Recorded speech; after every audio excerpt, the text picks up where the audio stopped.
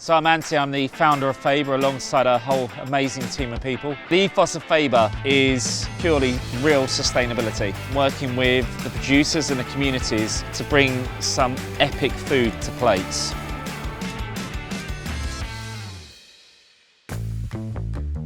So guys, we're on our way now to see what I'm going to assume is a local legend. We met this guy last year. Barti rum, makes fantastic rum. Really sweet, well-balanced rum that we actually sell in Faber itself. Turns out the guy's got a plethora of other businesses and seems to know every other business in this area. So he's agreed we're going to actually stay at his tonight. We're going to cook with him in his kitchen. But what he's famed for is his Laverbread recipes when he originally started out as a street food seller. We're going to see him, he's going to give us a good old chat down, and we're actually going to meet him at the beach where it was all farmed originally. Well, hello mate. We've had a lot of phone calls to get here, and you and Richard have been awesome actually in sort of being the linchpins and bringing our little trip together, introducing us to other people. But you've brought us down here and we've kind of met you on this bit of grass next to this hut behind us. Yeah. Why? Well, this seaweed hut is inspiration of everything I've done really. So yeah, if it wasn't for the hut, I wouldn't have started Cafe More. And I didn't start Cafe More, I would have done the beach food, and then I wouldn't have done the Barti rum. So it's all because of this. And you know, this is my basically favourite beach. I lived to surf here. We used to have loads of beach parties here when we were growing up. But when you start finding about the story, it's like, you know, it's like the only one like it in the whole of the UK. And it was all come from the old Laverbread industry, which was basically when I was growing up, no one was eating Laverbread apart from, you know, your great granddad, or, you know, it's a proper dying thing. It's been fascinating to see it kind of go from that dip to its popularity, and you know, it's something that Wales should be hugely proud of, and the world. So the hut then, ladies used to shelter in here whilst they were doing the farming? Lava loves west facing beaches. It's like a colonizer seaweed. So we've got pure Atlantic Ocean here. The story is in 1879 there was a ship sailing from San Francisco to Liverpool, and it was a dark stormy night in the depths of January 1879. It struck the end of the reef in the middle of the night. A couple of guys died unfortunately, and then all this new world bounty just strewn across the beaches. Swansea at the time was the mecca of seaweed and the mecca of Laverbread, and the Swansea boys were coming down to get, you know, pick up some you know, like tins of salmon, mother pearl, and then when they came, they found all this lava, and then they struck a deal with the guys from Angle, which was like a little village around the corner, and they said if you pick it, we'll buy it. There's about 20 huts in its heyday, and each family had its own little hut. The men would make the huts, and then they'd go off fishing and do men jobs, and then they'd send the women over here walking, and they'd pick the lava all day, and then they would put the lava on the base inside that hut, leave it dry for a week, turn it over so it doesn't go mouldy, and then a horse and cart would rock up here once a week, take it back to Pembrokeshire train station and be up to Swansea ready for process. And the reason it was a mecca in Swansea is because of Bury Port and the huge cockle beds. Outside the cockle season they used to boil down the Laverbread. This hut here actually was operated by a lady called Audrey Hicks, and she was born into it, and she was the last lady standing, and pushed it all the way into the 1960s, early 70s. I think it was in the 80s it was kind of derelict, and then the National Park came along and saved it. And just a hallmark, and it is actually the only hut like it in the UK. I was actually cooking on the army range over there, and you know, no one really was touching seaweed at the time, and I love seafood. I love the lobster and the crab and the things we get from here, and most of it was all going to Europe, and I said that's a damn shame. And my parents never fed me crab and lobster, which is, you know, a horrible thing that you know, should be reported to social services. and no one was touching Laverbread. It's just a thing, and you know, and I started playing around with it, and I was like, this is like, Welsh should be shouting about it rather than kind of hiding from it really, and that's how, you know, that's how it started really. Just begged, bold and still to the National Trust and Parks and said, you need to give me this pitch. And luckily for me it was ice cream wars at the time, and I was like, I don't care about ice cream, I'm going to be cooking my lobster and Laverbread, you just give me that pitch. So it came down and started from there.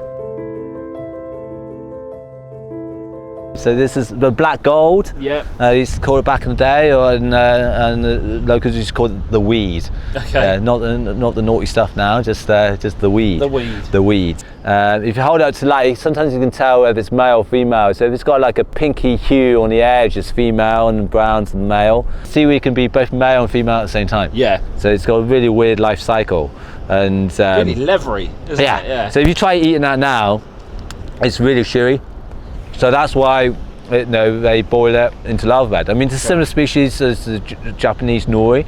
You can see we were talking about the sand here. There's huge amounts of sand, so it would make picking quite hard. Yeah. This stuff here, it's so grainy that would take about 7-8 washes to get all the stuff out. Yeah. So it would be crustaceans, mollusks, and loads of grain sand. Eating sandy laverbread is awful. You never want to do that in your life. No. I always wanted to do a rum. The idea was to have the seaweed inside the rum. In the bottle? Yeah, Okay. because I thought it looked beautiful, and I said I need that in my life. But the problem is, after time, the seaweed flavour was too strong. Yeah. So it was just playing around with getting the right amount in there to get the flavour balance you want. Because I know from cooking, as a cook, putting seaweed in anything just makes everything taste better. Yeah. But then too much, you're going to kill it. So you're looking for that balance all the time. No, and you've done that because obviously we already stock your rum now. Yeah. Oh, good. And, yeah, you know that. We've been selling quite a bit of it, and it's got a lovely sweetness to it. Yeah. So that's you've got that right. Yeah, so that's for lava. Working its magic, and that's what I've been doing with Cafe More and over the years. Lots of people are like, I'm not eating seaweed, but if you don't tell them that it's in there, and I do put in bacon butties and burgers, and people say, that's a bloody good bacon, that's the best bacon butty you ever had. Because it's got seaweed in it. Because it's got seaweed in it, but it's not in your face. Like, no, I think that's quite often the way, isn't it? Yeah. I mean, my favourite time for picking is January, February,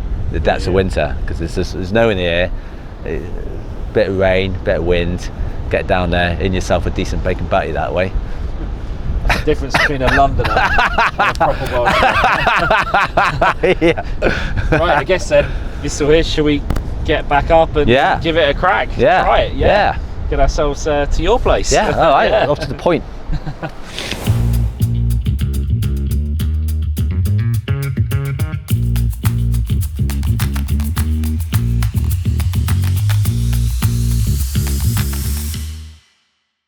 When they say, seaweed contains more vitamins and minerals than any land-based vegetable, that's another win.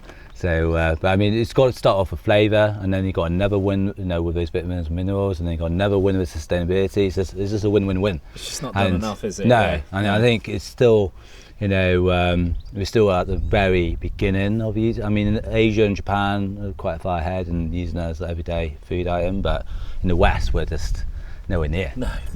And what seaweed we do get in majority places, we're buying from Japan. Yeah. But we've got the best seaweed. Yeah.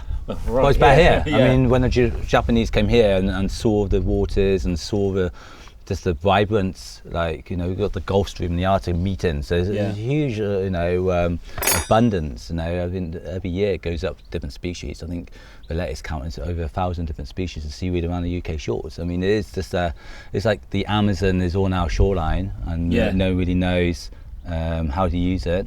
And that's what we're trying to do, is to showcase, just use it like you use an everyday herb and to enjoy it. What I find amazing is there was a stat that 90% of anything that comes out of the sea in the UK ends up abroad. We only consume 10%, but we buy in over half of what we eat. And it's because the supermarkets just drive us towards the plane. You've got to have a fillet. No one wants a whole fish. And look at this, it's beautiful. You've created the dishes, you've invented them, but once you know how to do them, they're totally and that's the dishes. Reason why we did the Beachwood Delis, is to go, don't just come to Cafe More, take something away with you and get experimenting. I'm tip of the iceberg here, give it to you guys and just do it. So cool. And there is a lot of food here. We've got to point this isn't just for us, it's for you guys as well. So can you sit down before it gets cold? We're going to get some spoons for the shout actually. This is a surreal night. We're locked in a pub on our own tonight. The pub's not open, but it just kind of shows the hospitality down here, that people don't want to let you down. We've eaten Welsh mackerel, crabs straight off the boat, with homemade pasta with various seaweeds running through it, and the most epic seafood wrap ever with laverbread, and apparently he made 20,000 of them for the athletes at the Olympics in 2012, and you can see why. Absolutely epic. It feels like a place that's kind of 20 years behind where you'd say Cornwall tourism is, and there's a level of authenticity down here, and that's come through in the food, and just being allowed to cook in that kitchen for a little bit as well and get our hands dirty just made it a bit more authentic for us as well, I think. And it's just this journey around where it's quite cyclical actually, and everyone's looking after each other with it. And it's how the world should be really. And there's a lot of lessons to be learnt there about true sustainability comes from common sense and community.